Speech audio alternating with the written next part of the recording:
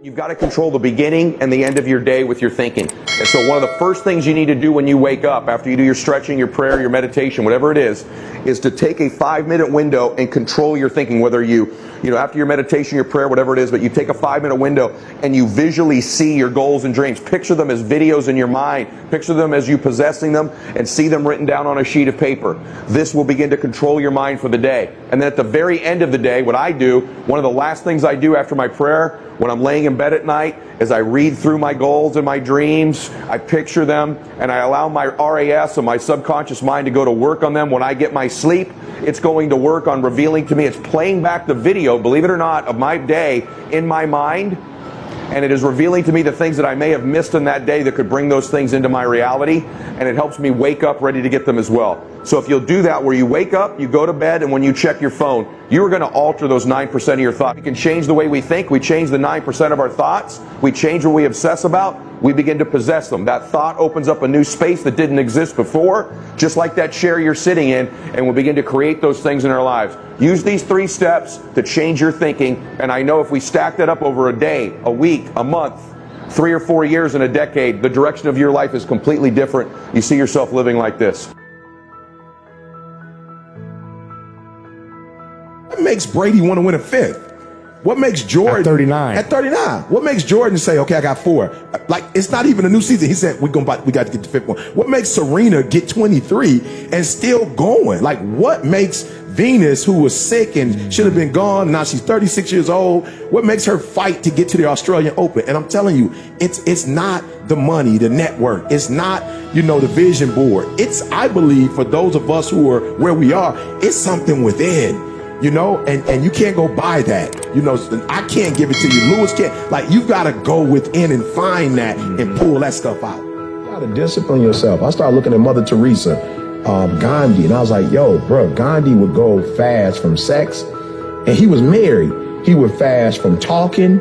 I just started watching these great people and was like, yo, these people fast, and not about fasting, like that's not the piece, but they were very disciplined people, and they would not allow their exterior world to dominate or destroy their internal world. I just like, yo, I want to get to a place where I can control me. My family members have grown. I lost an uncle who cirrhosis of the liver, brilliant man, but just drinking. And I was like, yo, I do not want to. My father was a substance abuser for years. I was like, yo, I don't want a life where something else is controlling me. Like for real, when I left home and said, I don't want to be controlled no more, like I meant that. Like I don't want nothing to control me but me. And so I got to put myself under extreme discipline to make sure I'm free. So when people see me, you get up at 3, you don't drink, you don't smoke. I'm not doing that because I think I'm better than nobody else, or I think you're going to go to hell because you had a drink. I want to control, I want freedom. And for me, disciplining myself means more freedom. And the less you discipline yourself, people who, I told my son the other day, I was like, yo, son, I don't not want you to have fun. I just seen a history of people who just have fun. Christmas, Thanksgiving, Halloween, New Year. Yeah, they're the people who Thursday night, Friday night. Oh man, every night. Yeah. They're the people who end up in their 20s having a great deal of fun, but in their 40s and 50s, they working for somebody. And I'm not saying nothing wrong with cleaning toilets, but they doing something they don't want to do for the rest of their life, and they can't retire because they played so much. So for me, I just look at Venus and Serena, Michael Jackson, when he used to like 5 and 6 just dancing all night. I just think the more a man disciplines himself, the greater, it don't mean it's going to happen, but the greater the probability that he has this sense of freedom. If I knew that I'd gotten myself into a bad situation, and rather than sit there and beat myself up over it, I would say, okay, you're in a bad situation. You got yourself here. Nobody would blame but you. And now, instead of beating myself up over the fact that I got myself into that situation, I am simply going to say, only action matters. And so now I'm just going to start taking action to make sure that I'm fixing that woe. And I find, because I so value action, and by the way, I value it because I know where it leads to my desired outcome. It leads to learning worst case. So taking that action, driving myself forward, pushing myself, that is what I'm going to reward myself emotionally for. So immediately I get this sense of relief from anxiety, from stress, from worry, because first I'm acknowledging how important that is in my life because it yields rewards. And then second, you're really going to get engrossed in it, and you're going to just be lost in the details of actually trying to solve that problem by leveraging your action to get the desired outcome. So those two things I think will serve you very, very well as you go down that process. So just make sure that you really have that emotional buy-in to the importance of action. Most human beings are only living at about 40% of their capability. So the mind has a governor, like a car.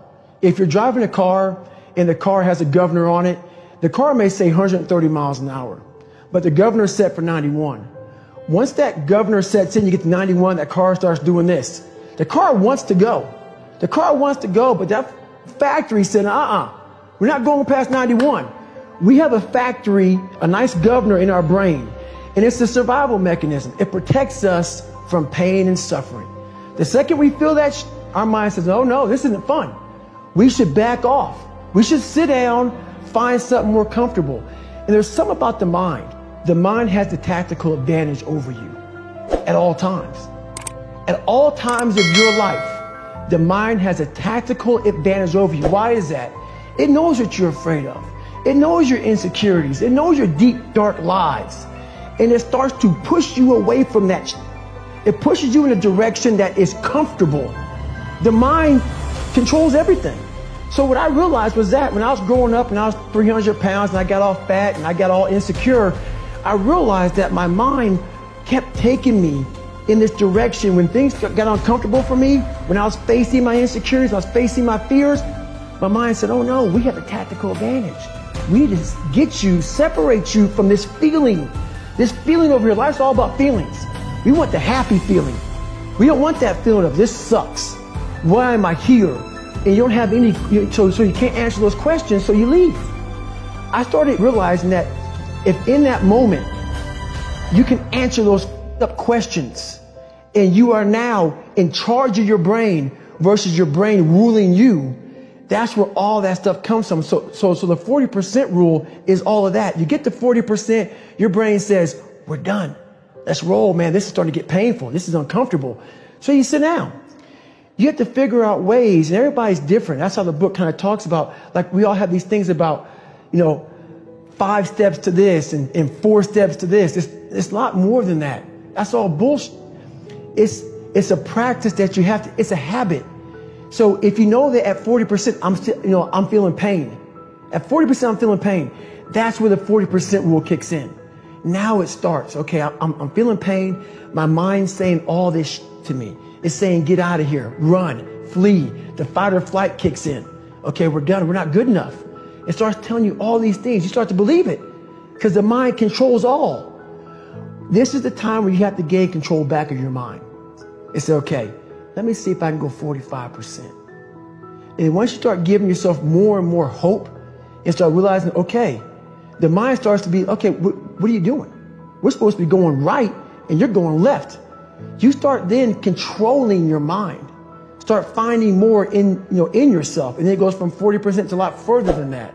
But that's the start of it though. Get to the spot where your mind is saying stop. Wherever that is, you gotta get there first. And then that's when that starts to work for you. You gotta control yourself in that moment. A lot of people can live with themselves, look in the mirror and say, I'm okay with being afraid. I'm okay with going on this easy highway over here.